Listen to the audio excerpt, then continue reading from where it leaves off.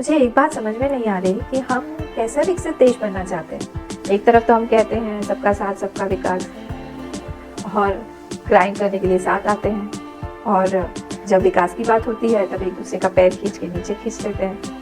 हमारे विकास की परिभाषा क्या है? किस देश को हम विकसित देश बोलते हैं?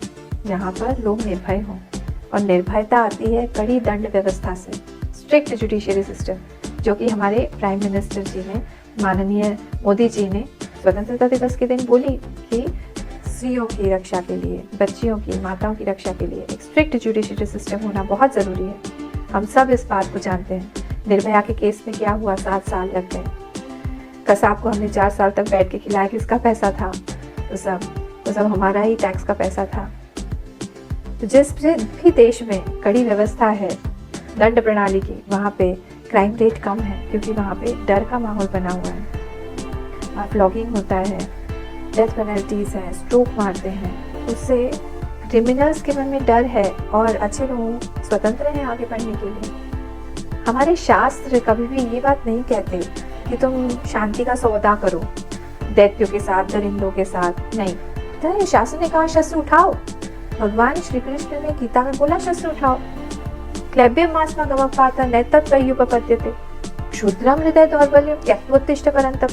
तुम ये हृदय की दुर्बलता है अर्जुन, ये सब त्यागो और उठो।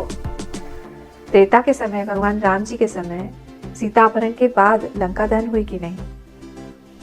द्वापर में भगवान श्री कृष्ण जब थे, चीरहरण हुआ द्रौपदी जी का, उसके बाद में महाभारत हुआ कि नहीं? तो हमें आज सोचने की आवश्यकता है कि हमारी दंड प्रणाली को हम कैसे स्ट्रिक्ट बनाएं। उसी से ही हम विकसित हो सकते हैं। किसी भी देश में हम विकास की क्या प्रणाली है या मापदंड क्या है कि वहाँ की स्त्रियाँ कितनी स्वतंत्र हैं, पढ़ी लिखी हैं।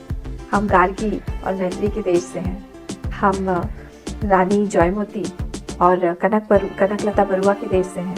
हम मीराबाई और अंडाल के देश से हैं। हम रानी पद्मावती की तरह जौहर करना भी जानती हैं, जिससे दुश्मन के अहंकार को चूर चूर करना जानती हैं, और रानी लक्ष्मीबाई की तरह रणभूमि में उतर के दुश्मन के सिर को धड़ से अलग करना भी जानती हैं। आज हमें सोचने की बहुत ज़्यादा आवश्यकता है, एकजुट होने की आवश्यकता है। जय हिंद।